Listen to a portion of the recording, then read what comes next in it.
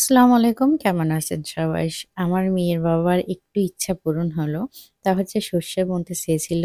ও অনেকদিন হলে বলতেছিল যে, "তোমার বাবার যদি একটু জমি পতিত থাকে বা পড়ে থাকে, তাহলে সেখানে আমি কোনো না কিছু লাগাবো।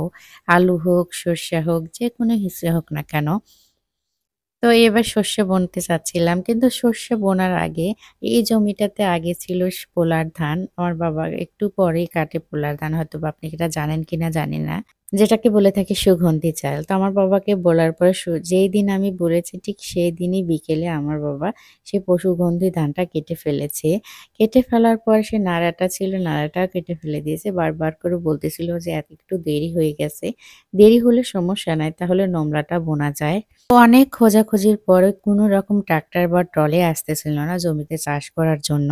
যেহেতু ট্রাক্টর যদি আনা হয় তাহলে অল্পটুক জমির জন্যে ট্রাক্টর আসতে চায় না। এজন্য বাবা বারবার করে যাচ্ছিল, বলতেছিল তারপরও আসতেছিল না। বাবারা বুঝি এমনই হয় সন্তানরা কোনো কিছু বলে সেটাকে শোনার চেষ্টা করে বা রাখার চেষ্টা করে। সব বাবাই সুস্থ থাকুক এই কামনাই করি। আমাদের সেই পাথারচূড়ায় একটা জমিতে ট্রাক্টর হাল বচ্ছিল। সেখানে বাবা গিয়ে অনেকবার গিয়ে জিজ্ঞেস করছে, বলছে যে, "আমার একটু জমি আছে সেখানে চাষ করে দাও।" যখনই শুনছে যে অল্প একটু জমি, সে আসে নাই। ৩ বার, ৪ বার, ৫ বার পর্যন্ত গিয়েছে। তারপরেও আসেনি। যখন শুনেছে একটুতে, এমনকি টিলারওয়ালার কাছেও গিয়েছে, গিয়ে বলছে যে, "আমার জমিটা একটু হাল বইয়ে দাও বা চাষ করে দাও।" তারা বলছে যে, "না, ফাল পাল্টাতে হবে। অল্পটুকু জমির জন্য ফাল পাল্টাবো না।" ভেঙে পড়ার পরে বাবা বলতেছিল যে, "এবার আর চাষ করা হবে না। সামনের বছর বুনে নিস। সামনের বছর আগের তালে ট্রাক্টর দিয়ে হাল বয়ে নিব।"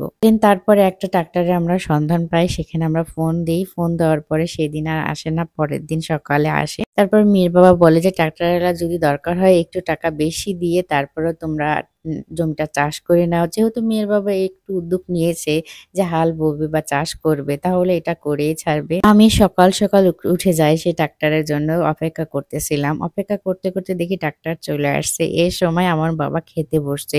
রাস্তা থেকে আমার বাবাকে ফোন করি যে, "বাবা ট্রাক্টর আসছে জমিতে।" তো বাবা খাওয়া বাদ দিয়ে সার বিষ নিয়ে হাজির। সার বিষ বুনে এত সহজে যে সরিষা চাষ করা যায় আমি কখনোই জানতাম না। ২ টা চাষ দিলেই সেটা বোনা হয়ে যায়।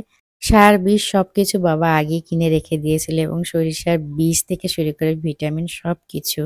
১ম এ একটা চাষ দেওয়ার পরে সারগুলো সবকিছু বুনে দেয়। দিয়ের পরে তারপরে সরিষা বোনায়। আমি আগে কখনোই জানতাম না যে সরিষা এত তাড়াতাড়ি বোনা যায় বা একদিনই সেই কাজটা হয়ে যায়।